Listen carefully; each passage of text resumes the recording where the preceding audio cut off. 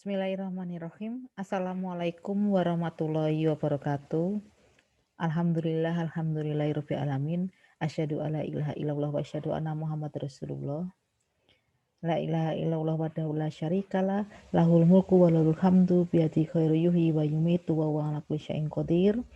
Alhamdulillah di kesempatan kali ini kita masih bertemu lagi di pertemuan kelima untuk mahasiswa Fakultas Hukum Universitas Muhammadiyah Malang yang menempuh mata kuliah Hukum Pidana Adat. Di pertemuan kali ini kita akan melanjutkan pertemuan yang sebelumnya. Izinkan saya untuk share screen mengenai tema kita hari ini yang akan kita bahas, ya, yaitu mengenai teori autonomous self-regulation and pembangunan hukum. Nah, nanti seperti apa dan bagaimana, ya, karena Anda juga sudah menempuh mata kuliah yang lain, ya, karena ini berkaitan dengan mata kuliah dasar, yaitu hukum adat, ya, hukum pidana, ya. Ini sudah sering, ya, sudah Anda tidak asing lagi, begitu. Nanti ada teorinya Loren Friedman, ya, itu yang merupakan unsur-unsur itu terpenuhi untuk mengkaji sebuah penelitian hukum bisa jadi, ya, atau teori-teori hukum gitu, ya. Nah, teori autonomous self regulation and pembangunan hukum, ya, ini kita lihat dulu yang pertama mengenai definisinya. Seperti apa definisi teori autonomous self regulation, ya, yang merupakan ya dari pluralisme hukum, ya, atau legal pluralism, ya. Ya, ini memang ada tokoh-tokoh yang mencetuskannya, yaitu Shelley Flagg, Moore, dan Bonaventure de Saus Santos, ya. Ada tokoh-tokoh ini yang kemudian merumuskan mengenai pluralisme hukum, ya, sebagai fenomena yang tidak selalu berkaitan dengan hukum dan tidak semua hal yang tampak sebagai hukum bersumber pada kekuasaan pemerintah. Artinya apa? Memang karena namanya pluralisme, ya. Ini berbagai macam kan begitu, ya. Fenomena yang ada, ya, artinya apa? Bisa jadi di masyarakat, ya, kita masyarakat adat khususnya, ya, karena ini mengenai hukum pidana adat, ya. Tidak selalu berkaitan dengan hukum, ya. Artinya memang diawali dengan bisa jadi, ya, sosial, kemasyarakatan, ya, bisa jadi kemudian budaya, ya. Nah, tidak selalu dikaitkan dengan hukum, nah, dan tidak nampak itu sebenarnya ya sebagai hukum, ya, atau bersumber pada kekuasaan pemerintah khususnya, ya. Karena apa? Karena kalau dalam masyarakat hukum adat khususnya, ya, mereka kemudian memiliki sistem, memiliki struktur masyarakat adat sendiri, kan begitu, ya. Nah, kemudian sumber-sumber hukum yang digunakan pun berkaitan dengan masyarakat adat setempat. Artinya masyarakat adat ini memiliki sumber hukum yang mereka gunakan antara satu daerah lain, daerah satu dengan daerah lainnya, ya pasti berbeda, bisa jadi, ya. Kemudian karena memang daerah-daerah tertentu yang masih kemudian kental dengan masyarakat adatnya, ya itu akan berlaku. Ya, ini kan kemudian mau kita arahkan kan ke sana mengenai hukum pidana adat ini. Bagaimana kemudian masyarakat adat mereka menggunakan aturan masyarakat adat atau hukum adat dulu yang diutamakan, nah itu, ya, untuk digunakan sebagai sumber hukum. Bukan berkaitan dengan kekuasaan pemerintah kan begitu, ya. Karena ada eee, di masyarakat adat, ya, tertentu, ya, itu ada yang membedakan antara kemudian desa, desa itu berarti pemerintah negara kan begitu. Nah, kemudian ada desa adat sendiri. Jadi contoh di Bali itu ada Panglipuran misal begitu, ya. Jadi jumlahnya juga berbeda. Jumlahnya tidak sama antara desa yang milik pemerintah dengan desa yang menjadi milik masyarakat adat. Nah, ini seperti itu maksudnya, ya. Nah, kemudian kita lanjutkan lagi bagaimana kemudian teori ini menurut ahli, gitu, ya. Bagaimana Moore menggunakan istilah semi autonomous social field, ya, lingkungan sosial yang semi otonom. Nah, ini kalau kita tidak asing ya kita mendengar istilah otoda, otonomi daerah kan begitu ya. Nah, ini kemudian ada bahasa semi otonomi, lingkungan sosial yang semi otonomi untuk menunjukkan kepada suatu bidang kehidupan sosial yang secara internal dapat membangkitkan aturan-aturan atau kebiasaan dan sistem hukum, tapi mudah mencari kesasaran dari kekuatan berasal dari dunia yang lebih luas. Artinya apa begini? Ya, masyarakat adat setempat. Ya, kalau kita contohkan karena ini hukum pidana adat ya di Indonesia, masyarakat adat di Indonesia kan begitu ya. Nah, kemudian seperti apa ini aturan-aturan ya kebiasaan-kebiasaan yang itu kemudian berasal dari masyarakat adat setempat. Nah, ini mereka buat sendiri ya, pasti mereka kalau memiliki pemangku adat ya, bahkan ada yang memiliki struktur organisasi masyarakat adat atau bahkan memiliki sistem peradilan masyarakat adatnya, itu akan lebih bagus ya. Karena mereka kemudian menjadi aturan ya kebiasaan-kebiasaan yang timbul di masyarakat menjadi sebuah aturan atau sistem hukum. Nah, ini ya. Kemudian di masyarakat adat tersebut ya, ini bisa jadi masyarakat adat adalah ya berlaku yang mereka yang mengkonsep, mereka pula kemudian nanti yang harus mentaati karena untuk masyarakat adat atau bisa jadi orang dari suku adat yang lain yang tinggal di situ juga harus mentaati. Nah, ini sesuai dengan kebijakan masyarakat adat setempat kan begitu. Beberapa hal yang mungkin sudah tidak hasilnya yang jadi apa namanya? Yang jadi kemudian pernah trending topik ya, pernah apa namanya yaitu ya jadi bahan pembicaraan ya di dunia maya ya. Itu ada orang yang dari suku lain kemudian mereka selfie foto-foto dengan makam atau tengkorak yang ada di suku tertentu. Nah, pernah ya ini ya berita ini ya yang kemudian lagi ngetren waktu itu ya lagi jadi trending topik ya itu ya. Jadi kemudian masyarakat tersebut tidak terima kan gitu ya. Ini kan ya mereka anggap ini nenek moyangnya kan begitu. Kemudian diekspos kemudian kayak menghina kan begitu ya. Nah, ini meskipun dia bukan suku tersebut, dia kan juga mendapatkan punishment kan. Ah, ini contohnya seperti itu. Ini jadi bisa ya masyarakat adat setempat kemudian memiliki aturan. Nah, ini meskipun bukan suku tersebut kan ya. Kemudian melanggar atau melakukan tindak pidana gitu. Itu bisa dipidana sesuai dengan masyarakat adat setempat aturannya ya. Nah, kemudian untuk MOR ya bahwa keberadaan kesatuan masyarakat tradisional merupakan suatu kenyataan sosial. Memang ini kenyataan kan begitu.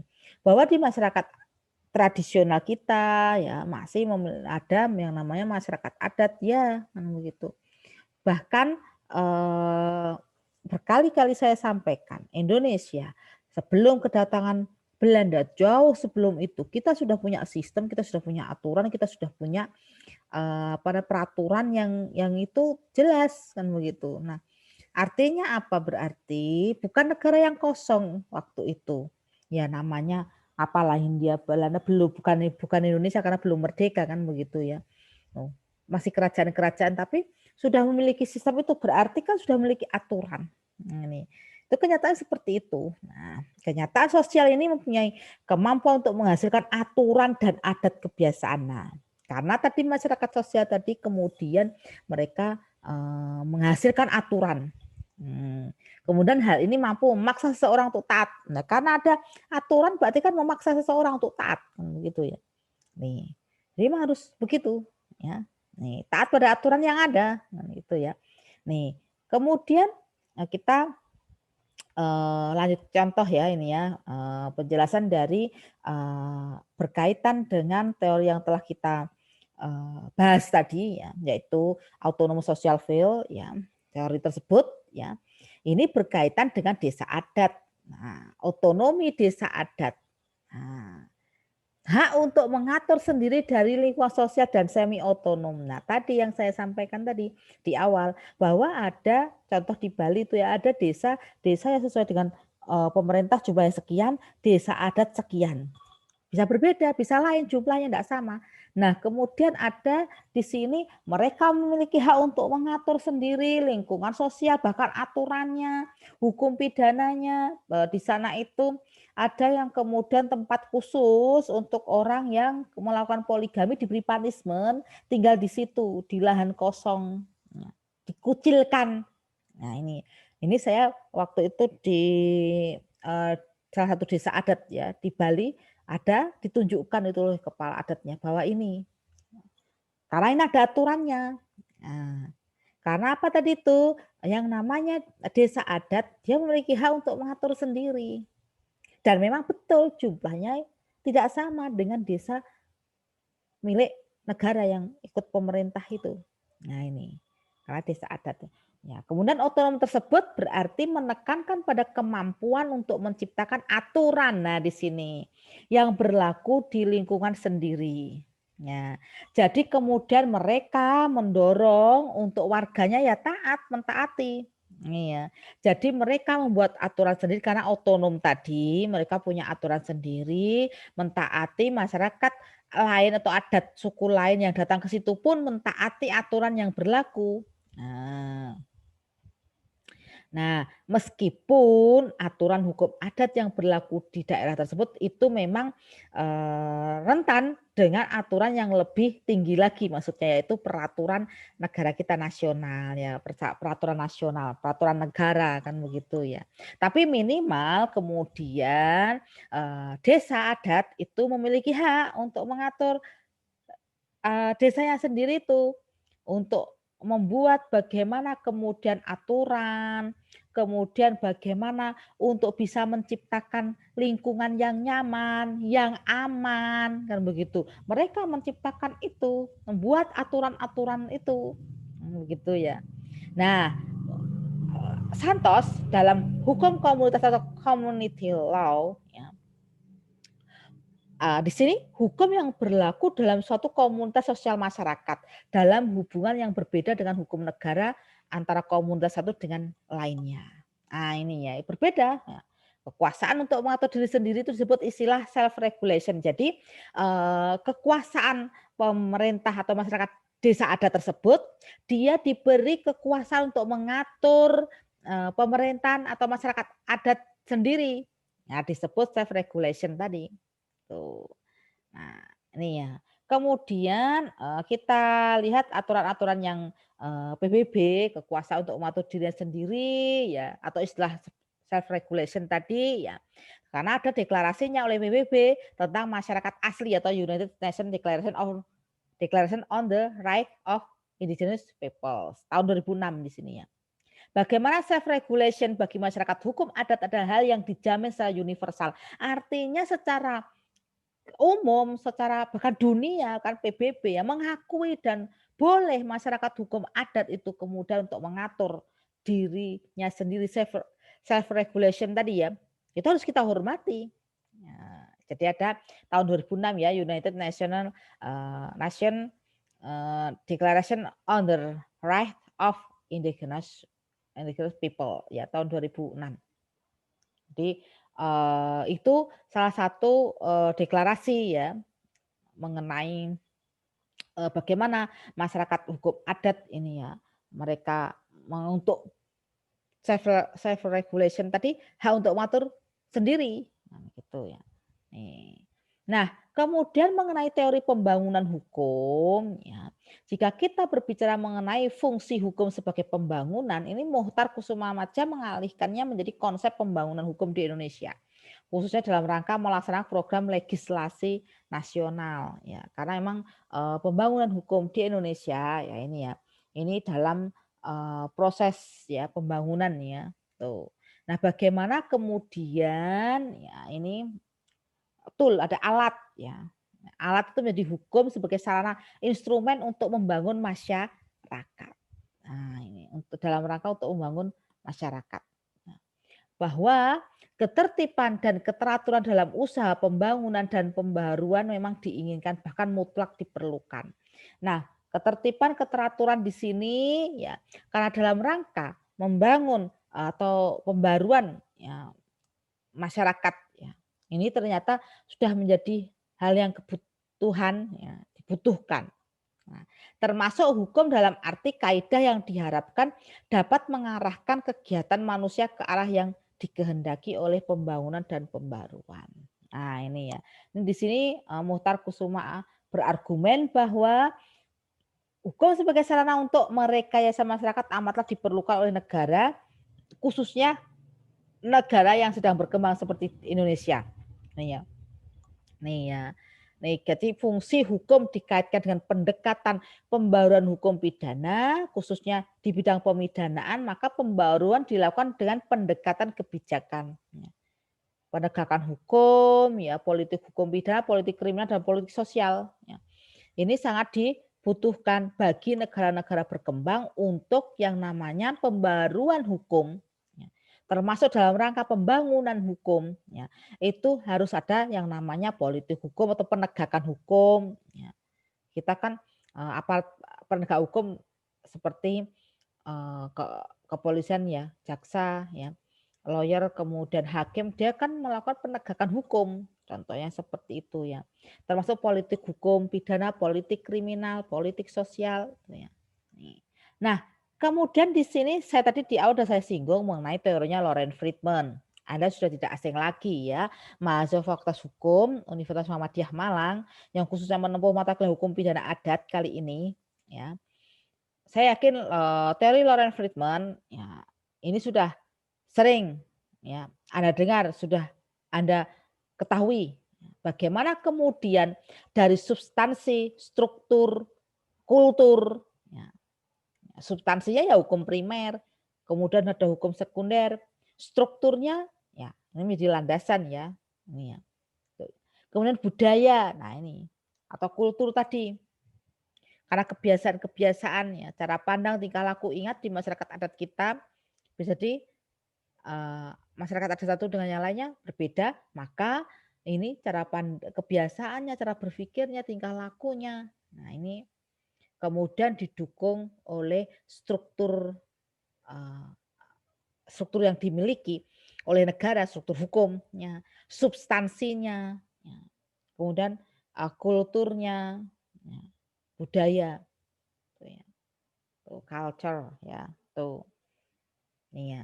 Nih, jadi kemudian bagaimana hukum adat sebagai warisan budaya. Nah, ini kita fokuskan karena mata kuliah kita adalah hukum pidana adat. Maka hukum pidana adat sebagai hukum warisan budaya Indonesia merupakan perwujudan nilai-nilai yang hidup dalam masyarakat. Ya, hukum di sini dimaksud untuk mengatur kehidupan masyarakat agar tercapai kedamaian dan keteraturan. Tadi yang saya sampaikan. Masyarakat adat tersebut bisa jadi berpikir bahwa oh, kita perlu ada rasa aman, damai di daerah kita. Kalau begitu yang dibutuhkan apa? Peraturan. Peraturan mengenai apa? Supaya tidak jadi pelanggaran. Lain dengan tindak pidana ya nanti ya. Pelanggaran, ada tindak pidana kan begitu. Supaya tidak terjadi tindak pidana bagaimana? Nah, gitu ya. Kita buatkan aturannya. Nah, ini ya. Hukum yang tumbuh dan berkembang dalam sistem dalam satu wilayah tertentu didasarkan atas skala nilai sosial, aspek budaya dan faktor struktural masyarakat yang bersangkutan. Artinya disesuaikan dengan masyarakat adat tersebut. Mengenai aturan hukum pidana adat ini. Nih ya, kira-kira ya. Makanya nanti Anda kan di kelas Zoom ya, nanti kita kan ketemu di kelas Zoom ya. Itu mesti saya gali, saya sampaikan bagaimana di masyarakat adat Anda masing-masing ya, mengenai eee, hukum pidana adatnya dalam hal aspek-aspek kemudian yang menyangkut masyarakat adat tersebut, ini itu ya. Nih, jadi hukum pidana adatnya. Nih, jadi kalau ada aturan enggak sih kan gitu ya. Ada aturan seperti ini. Kemudian, tindak pidana apa yang dilakukan atau yang dilakukan oleh kita sebut kalau ada tersangka, ada terdakwa ya kalau di hukum nasional ya, nah gitu. Kalau di masyarakat adat bagaimana? Nah, seperti itu ya. Nih Ini ada penyelesaian, artinya mereka mengetahui bahwa ya, bahwa saya itu ada aturan, kemudian ada yang namanya sanksi. Nah, begitu kira-kira ya. Tuh, terima kasih, sekian dari saya, ya mohon maaf ya, yang sekilas dan sedikit ini sebagai pengantar saya untuk diskusi dengan Anda semuanya karena apa, nanti tetap kita bertemu dengan, di Zoom ya, pertemuan di link Zoom, karena untuk diskusinya sangat penting, tanya jawab, bahkan Anda bisa menyampaikan serta, mereview apa yang telah saya sampaikan, boleh ya. Ini yang sedikit ini semoga bermanfaat. Terima kasih dan mohon maaf jika ada kesalahan datanya dari saya pribadi, jika ada yang benar datanya dari Allah Subhanahu wa taala. Terima kasih. Assalamualaikum warahmatullahi wabarakatuh.